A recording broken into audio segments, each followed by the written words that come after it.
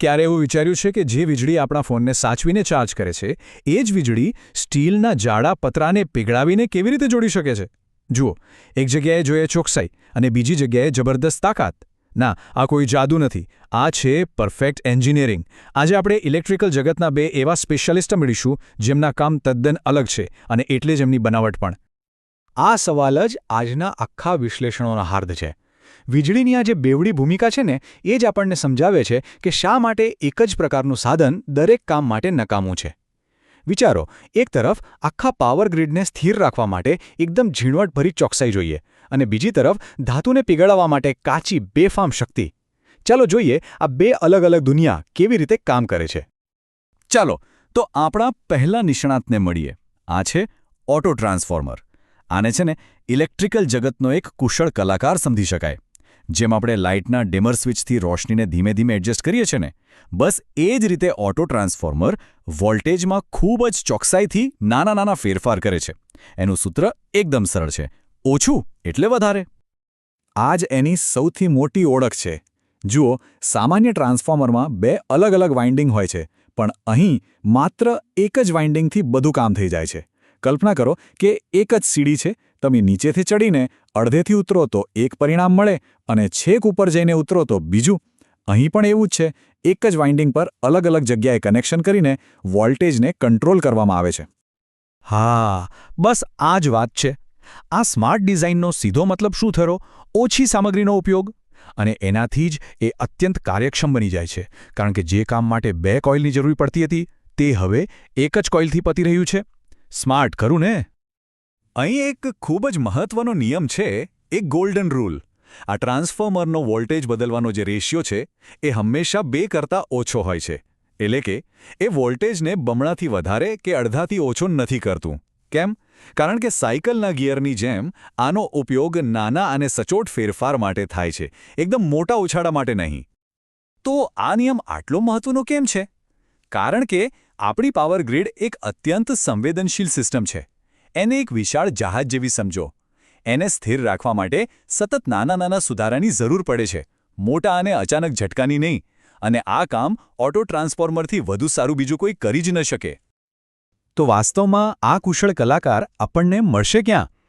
મુખ્યત્વે આપણી પાવર સિસ્ટમના હૃદયમાં, એટલે કે પાવર સબસ્ટેશનમાં. એ મોટા ઇલેક્ટ્રિકલ હાઇવેને જોડતા ટ્રાફિક કંટ્રોલર જેવા છે. એ સુનિશ્ચિત કરે છે કે 400 કેવી જેવી એક લાઇનમાંથી 220 કેવી જેવી બીજી લાઇનમાં વીજળીના પ્રવાહ એકદમ સરળતાથી વહેતો રહે. તો આ સ્માર્ટ ડિઝાઇનનો ફાયદો શું? સીધી વાત છે. ઓછી સામગ્રી મતલબ ઓછો ખર્ચ અને ઓછો ઊર્જાનો વ્યય. જ્યારે ગરમીના રૂપમાં ઊર્જા ઓછી વેડફાય ત્યારે કાર્યક્ષમતા તો આસમાને પહોંચવાની જ છે. અને વોલ્ટેજ પર કંટ્રોલ પણ એકદમ મજબૂત રહે છે. દરેક રીતે ફાયદો જ ફાયદો. તો અત્યાર સુધી આપણે એક સર્જનને જોયો જે ખૂબ જ ચોકસાઈથી કામ કરે છે. પણ જો કામ માટે છરી નહીં પણ હથોડાની જરૂર હોય તો? હવે મળીએ આપણા બીજા નિષ્ણાતને. આ છે વેલ્ડિંગ ટ્રાન્સફોર્મર, જે કાચી શક્તિનો પર્યાય છે. વેલ્ડિંગ પાછળનું તર્ક ખૂબ જ સુંદર અને સરળ છે. જેમ આપણે બહિર્ગોણ લેન્સથી સૂર્યના કિરણોને એક જગ્યાએ કેન્દ્રિત કરીને આગ લગાડી શકીએ છીએ, બસ એ જ રીતે વેલ્ડિંગ ટ્રાન્સફોર્મર વીજળીને કેન્દ્રિત કરે છે. તે ઊંચા વોલ્ટેજનો ભોગ આપીને વિદ્યુત પ્રવાહ એટલે કે કરંટને એટલો બધો વધારી દે છે કે તે સ્ટીલને પણ પીગળાવી શકે. આ વાત ખાસ યાદ રાખવા જેવી છે. એ હંમેશા વોલ્ટેજને ઘટાડે છે. કેમ? કારણ કે એનું મિશન એક જ છે: મહત્તમ કરંટ પેદા કરવો. અને ભૌતિકશાસ્ત્રનો નિયમ છે કે શક્તિના આ ખેલમાં જો કરંટ વધારવો હોય તો વોલ્ટેજનું બલિદાન આપવું જ પડે. વળી હજારો વોલ્ટ પર વેલ્ડિંગ કરવું અત્યંત જોખમી પણ હોત. આ તફાવત એની બનાવટમાં સ્પષ્ટ દેખાય છે. પ્રાઇમરી વાઇન્ડિંગ, જેમાં ઓછો કરંટ વહે છે, એ બગીચામાં પાણી પાવાના પાતળા પાઇપ જેવી હોય છે. પણ સેકન્ડરી વાઇન્ડિંગ, જેમાંથી કરંટની આખી નદી વહેવાની છે, એ શહેરની પાણીની મુખ્ય લાઇન જેવી જાડી અને મજબૂત હોય છે. પણ આ જબરદસ્ત શક્તિ મફતમાં નથી મળતી. આટલું બધો કરંટ પુષ્કળ ગરમી પેદા કરે છે, જેનો અર્થ છે ઊર્જાનો મોટો વ્યય. આ કારણે એની કાર્યક્ષમતા ઓછી હોય છે અને એ વોલ્ટેજને ચોકસાઈથી નિયંત્રિત નથી કરી શકતું. આ એક શક્તિશાળી સાધન છે, પણ ચોકસાઈવાળું નહીં. ચાલો હવે મુખ્ય મુકાબલાનો સમય છે.